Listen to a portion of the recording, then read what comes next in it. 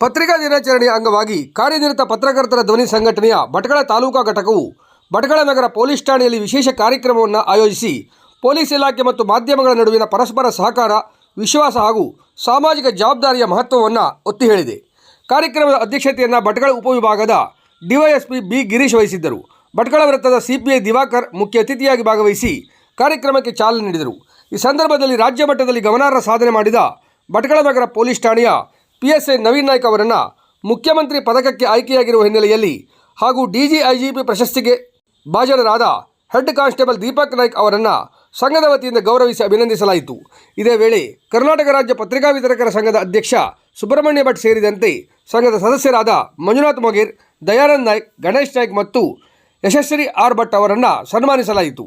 ಅಧ್ಯಕ್ಷೀಯ ಭಾಷಣದಲ್ಲಿ ಮಾತನಾಡಿದ ಡಿವೈಎಸ್ಪಿ ಬಿ ಗಿರೀಶ್ ಅವರು ಸಮಾಜದ ಹಿತದೃಷ್ಟಿಯಿಂದ ಪೊಲೀಸ್ ಇಲಾಖೆ ಮತ್ತು ಪತ್ರಕರ್ತರ ನಡುವಿನ ಉತ್ತಮ ಬಾಂಧವ್ಯ ಅತ್ಯಂತ ಅಗತ್ಯ ಎಂದರು. ಆಡಳಿತದಲ್ಲಿನ ಲೋಪದೋಷಗಳನ್ನು ಜನರ ಗಮನಕ್ಕೆ ತರುವಲ್ಲಿ ಪತ್ರಕರ್ತರು ಮಹತ್ವದ ಪಾತ್ರ ವಹಿಸುತ್ತಾರೆ.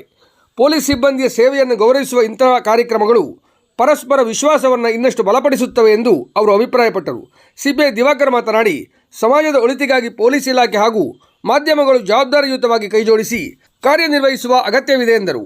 ಪತ್ರಿಕಾ ಕ್ಷೇತ್ರದ ಸೇವೆಯನ್ನು ಅವರು ಶ್ಲಾಘಿಸಿದರು. ಸನ್ಮಾನ ಸ್ವೀಕರಿಸಿದ PSI ನವೀನ್ ನಾಯ್ಕ್ ಮತ್ತು ಹೆಡ್ ಕಾನ್ಸ್ಟೇಬಲ್ ದೀಪಕ್ ನಾಯ್ಕ್ ತಮ್ಮ ಸೇವೆಯನ್ನು ಗುರುತಿಸಿ ಗೌರವಿಸಿದ ಸಂಘಟನೆಗೆ ಕೃತಜ್ಞತೆ ಸಲ್ಲಿಸಿದರು.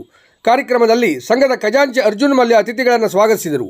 ಕರಾವಳಿ ಕರ್ನಾಟಕ ವಲಯದ ಅಧ್ಯಕ್ಷ ಕುಮಾರ್ ನಾಯ್ಕ್ ಪ್ರಾಸ್ತಾವಿಕವಾಗಿ ಮಾತನಾಡಿ ಪತ್ರಿಕಾ ದಿನಾಚರಣೆಯ ಮಹತ್ವ ಹಾಗೂ ಸಂಘದ ಕಾರ್ಯಚಟುವಟಿಕೆಗಳ ಕುರಿತು ಮಾಹಿತಿ ನೀಡಿದರು. ಭಟ್ಕಳ ತಾಲೂಕಾ ಘಟಕದ ಅಧ್ಯಕ್ಷ ನಸೀಮುಲ್ಲಾ ಗನಿ ಕಾರ್ಯಕ್ರಮದ ನೇತೃತ್ವ ವಹಿಸಿದ್ದರು. ಸಂಘದ ಕಾರ್ಯದರ್ಶಿ ಉಲ್ಲಾಸ್, ಸದಸ್ಯರಾದ ಮೊಹಮ್ಮದ್ ಅಶ್ರಫ್, ಗುರುಪ್ರಸಾದ್, ಸಂಘದ ಪದಾಧಿಕಾರಿಗಳು, ಪತ್ರಕರ್ತರು ಹಾಗೂ ಪೊಲೀಸ್ ಅಧಿಕಾರಿಗಳು ಮತ್ತು ಸಿಬ್ಬಂದಿಗಳು ಕಾರ್ಯಕ್ರಮದಲ್ಲಿ ಉಪಸ್ಥಿತರಿದ್ದರು. ಪತ್ರಕರ್ತರು ಮತ್ತು ಪೊಲೀಸ್ ಇಲಾಖೆಯ ನಡುವಿನ ಸಹಕಾರ, ಪರಸ್ಪರ ಗೌರವ ಹಾಗೂ ಸಾಮಾಜಿಕ ಬದ್ಧತೆಯನ್ನು ಮತ್ತಷ್ಟು ಬಲಪಡಿಸುವ ನಿಟ್ಟಿನಲ್ಲಿ ಈ ಕಾರ್ಯಕ್ರಮ ಗಮನ ಸೆಳೆಯಿತು.